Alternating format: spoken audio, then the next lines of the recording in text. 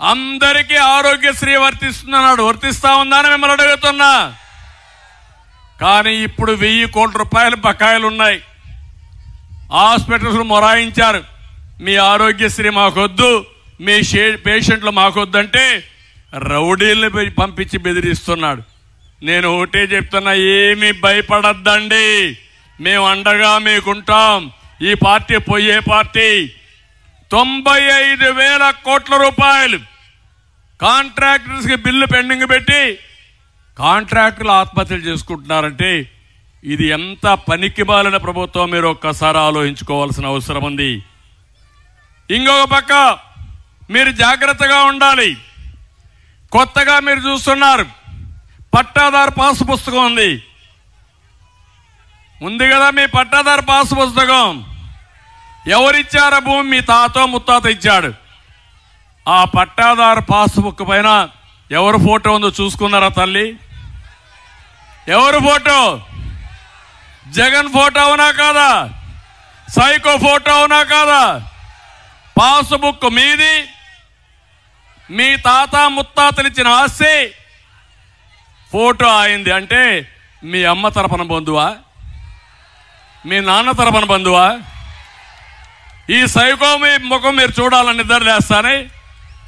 ఇప్పుడు సర్వేలు చేయించారు, సర్వేలో కూడా సర్వే రాళ్లు వేస్తున్నారు. ఆ సర్వే రాళ్లలో కూడా మీ యొక్క ఫోటో, ఆయనే ఫోటో. ఎక్కడి నుంచో రాళ్లు తీసుకొచ్చాడు. 4,000 కోట్ల రూపాయల అవినీతి. అంటే ఇంట్లో ఆయన ఫోటో చూడాలా, పొలం పోతే ఆయన ఫోటో చూడాలా, కడాన మీరు మరుగుదొడ్డికి పోతే కూడా ఆయన ఫోటో చూడాలి. ఇప్పుడు ఇంకో పక్కన మీరు ఒకసారి చూస్తే చాలా దుర్మార్గంగా వీళ్ళు ఇష్ట ప్రకారం ప్రయత్నం చేస్తూ కొత్త భూరక్షణ చట్టం అని ఒక చట్టాన్ని తీసుకొస్తున్నాడు. ఇది భూరక్షణ కాదు, భూభక్షణ.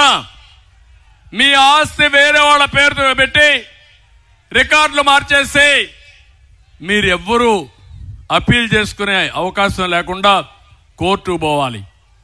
ఈ భూరక్షణ చట్టం ఒక బోగస్, ఇది ఒక ఫేక్. ఇది ఈ ఫేక్ ముఖ్యమంత్రి పేదవాళ్ళని బాధ పెట్టడానికి, మీ సొంత ఆస్తులు లాగేయడానికి చేస్తున్నాడు. తెలుగుదేశం వస్తాని ఈ చట్టాన్ని రద్దు చేస్తారని మరొక్కసారి మీ అందరికీ హామీ ఇస్తున్నా. ఇంటింటికి చెప్పండి, ఒకసారి స్టడీ చేయండి. ఇప్పటికే మన భూములు కొట్టేస్తున్నాడు, మన ఆస్తులు కొట్టేస్తున్నాడు. ఇక్కడ మీరు ఒకసారి చూస్తే ఇక్కడ ఆవ భూములు ఉన్నాయి. జ్ఞాపకం ఉందమ్మా మీకు అందరికీ? ఇక్కడ ఆవ భూములు మొత్తం మీరు చూస్తే, ఆవ భూములు చూస్తే 10 లక్షలు కూడా చేయని భూమిని 40 లక్షల రూపాయలకు రిజిస్టర్ చేశారు. 600 కోట్ల రూపాయలు కుంభకోణం. ఎవరు చేశారంటే ఎమ్మెల్యే, ఎంపీ ఇద్దరు చేశారు. చేశారా లేదా అని మిమ్మల్ని అడుగుతున్నా. ఇది న్యాయమని మిమ్మల్ని అడుగుతున్నా. నివాస యోగ్యం అవునా? ఆడ ఇళ్లు కట్టుకునే అవకాశాలు ఉన్నాయని మిమ్మల్ని అడుగుతున్నా. అంటే ప్రజాధనాన్ని ఆరతి కర్పూరం మరిగా మింగేస్తున్నారు దుర్మార్గులు. ఇవన్నీ ఎంక్వైరీలు జరుగుతాయి, వీళ్ళు అంతు తేలుస్తామని కూడా నేను మీకు తెలియజేస్తున్నా. ఇంకో పక్కన టిట్కో ఇండ్లు 6,200 ఇండ్లు కట్టాం. రంగులేసుకున్నారు కానీ రంగులు పిచ్చోడు, ఇల్లు మాత్రం పూర్తి చేయాలా? చేశారా అని మిమ్మల్ని అడుగుతున్నా. పేదవాళ్ళకు ఆస్తి ఇవ్వాలనుకుంటే ఇలాంటి దుర్మార్గమైన కార్యక్రమం చేసే పరిస్థితికి వచ్చాడు. కడాన మట్టి కుంభకోణం. పోలవరం కాలువలు మనం దోవితే కాలువల పక్కన గట్లో ఉండే మట్టిని దొంగ వ్యాపారం చేసుకుని పోలవరం కాలువలకు కూడా గండిపడే పరిస్థితి, రక్షణ లేని పరిస్థితి చేసే పరిస్థితికి వచ్చాడు. పర్యావరణానికి ముప్పు చేసే పరిస్థితికి వచ్చాడు. ఇక్కడే రాజమండ్రి కేంద్రంగా ఇసుక కుంభకోణం, ర్యాంపులు పెట్టి దోచేస్తున్నారు. ఏంటి అన్యాయం? నేను వచ్చి చూశాను, అడిగాను, రీచ్ దగ్గరికి వచ్చి చూపించాను. ఈ రీచ్ ఎవరున్నారో రమ్మన్నాను, ఒక్కడు కూడా రాలా, అక్కడికి పారిపోయారు. అంటే పర్మిషన్ కూడా లేదు, టెండర్ కూడా పిలవలేదు. ఇల్లీగల్ గా ఇష్టం వచ్చినట్టు వీళ్ళు ఇసుకను కూడా భోంచేస్తున్నారు. వీళ్ళు మనుషులా రాక్షసులా నాకైతే అర్థం కాల.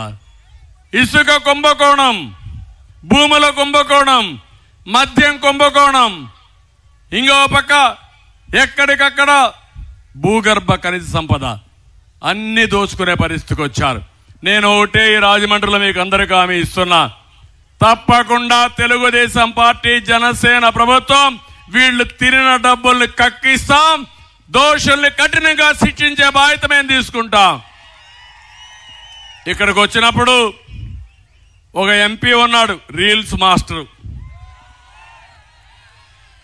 పార్లమెంట్లో ఏమీ మాట్లాడు, సోషల్ మీడియాలో మాత్రం రీల్స్ పెడతానే ఉంటాడు. అడిగి గుడ్ మార్నింగ్ చెప్పించుకుంటాడు, మీ దగ్గర అడిగి పూలు చల్లించుకుంటాడు, మళ్ళా వీడియో తీసి మళ్ళా రీల్స్ పెడతా ఉంటాడు. అంటే వీళ్ళంతా పిచ్చోళ్ళంటే ప్రజలను అమాయకులు చేయాలనుకుంటున్నాడు. అందుకే ఆయన చూసిన తర్వాత నీ రీల్స్ చూసి అలసిపోయాం కాబట్టి నువ్వు ఎంపీగా పనికిరావు, ఎమ్మెల్యేగా బొమ్మను ఒక తన్ను దాన్ని రాజమండ్రిలో పడేశారు. ఇతను ఎక్కడ ఏ పని జరిగినా 15% కమిషన్ ఇవ్వాల్సింది. వాటా, నేను కమిషన్ అన్నా, నువ్వు వాటా అన్నావు. ఆవ భూముల కుంభకోణంలో ఈయన వాటా 150 కోట్లు అవునా కాదా అని మిమ్మల్ని అడుగుతున్నా. అలాంటి మహానాయకుడు ఇంకొక ఆయన అనపర్తిలో ఉన్నాడు, ఆయన గ్రావల్ రెడ్డి. ఆయన పనే గ్రావల్ మొత్తం దొవ్వేయడం. ఆయన సతీమణికి కూడా ఇదే పని. ఎమ్మెల్యే అనుచరులు కాపవరం, దొంతమూరులో అక్రమ తవ్వకాల్లో కోట్లు సంపాదించారు. తోడల్లుడు రైస్ మిల్లర్స్ అసోసియేషన్ ప్రెసిడెంట్, అందులో ఒక 30 కోట్లు కొట్టేశాడు. అక్కడుండే మన ఇన్ఛార్జ్ అయితే కొట్లాడుతూనే ఉన్నాడు, గ్రావెల్ మాత్రం ఆపలేకపోయాడు. కేసులు మాత్రం ఉన్నాయి, కోర్టు చుట్టూ తిరిగే పరిస్థితికి వచ్చాడు. ఇది న్యాయం ఈ రాష్ట్రంలో, ఈ జిల్లాలో. ఇంకో పక్క రాజానగరం జక్కంపూడి రాజా బ్లేడ్ బ్యాచ్ లీడరు. ఎక్కడ బ్లేడ్ బ్యాచ్ ఉన్నా ఆయన ఉంటాడు అక్కడ. ఆయన పెద్ద నాయకుడు. పేదల ఇళ్ల స్థలాల్లో 5 లక్షల భూమి 45 లక్షల రూపాయలు రిజిస్టర్ చేస్తాడు. 5 లక్షలకు కొంటాడు, 45 లక్షలకు అమ్మతాడు. గొప్ప నాయకుడు. నామవారం, కొత్త తుంగపాడు, మునగాల్లో కొండలు కూడా కరిగిపోతున్నాయి. మహాగణుడు. ఆయన ఏమీ చేయలేడు. ఆయన భోజనమే ఇసుక, లేకుంటే గ్రావెలు. ఇలాంటి నాయకులు ఇక్కడ ఉన్నారు. నిడదవల్లో ఒక ఆయన ఉన్నాడు, శ్రీనివాసులు నాయుడు. రియల్ ఎస్టేట్ వ్యాపారం, వసూళ్లన్నీ ఆయనవే. బకాసుల మాదిరిగా మట్టి ఇసుక మొత్తం పోంచేస్తున్నాడు. ఆయన ఒక పెద్ద నాయకుడు. పక్కనే కొవ్వూరులో ఒక మంత్రి ఉంది. పాపం ఇప్పుడు ఆ మంత్రిని కొవ్వూరు నుంచి ఒక పుష్ ఇచ్చి గోపాలపురానికి తరివేశారు. ఆవిడ పంగిడి కుమారదేవంలో ఇసుక, మట్టి, ఎర్రమట్టి అంతా ఆవిడ మొనోపలి. ప్రతి 100 మీటర్లకు ఇష్టారాజ్యంగా ఇసుక ర్యాంపులు పెట్టింది. బ్రహ్మాండమైన వ్యాపారం. గోదావరి మాత్రం ఎప్పుడు దిగిపోతుందో తెలియదు, కానీ వాళ్ళు మాత్రం బాగుపడే పరిస్థితికి వచ్చారు. అక్కడ ఒక దళిత నాయకుడు, ఒక యువకుడు మహేంద్ర ఆత్మహత్య చేసుకునే పరిస్థితి తీసుకొచ్చారు. వాళ్ళంతా ఆందోళన చేశారు. ఈవిడికి ఇప్పుడు సీటు పోయింది, గోపాలపురం తరివేశారు. గోపాలపురంలో ఒక నాయకుడు ఉన్నాడు, ఆయన తలారి వెంకట్రావు. గ్రూప్ తగాదాల్లో సొంత పార్టీ కార్యకర్తలనే బలి తీసుకున్నాడు. గ్రామస్తులు కూడా తిరుగుబాటు చేశారు. ఆయన చూస్తే ఇప్పుడు ఆయన సీటు కూడా పోయి ఇప్పుడు నేరుగా ఆయన కొవ్వూరుకి, ఈవిడ గోపాలపురానికి స్వాపింగ్ పెట్టారు. ఇక్కడ చెత్త అక్కడ బంగారం, అక్కడ చెత్త ఇక్కడ బంగారం. మీరు నమ్మాలి కదా. అదే కణికట్టు అంటారు. ఒకప్పుడు నేను చూసేవాడిని, చిన్నప్పుడు ఊర్లోకి వచ్చేవాడు, ఇప్పుడే చూస్తా ఉండంటాడు, గుడ్డు పొదిగిందంటాడు.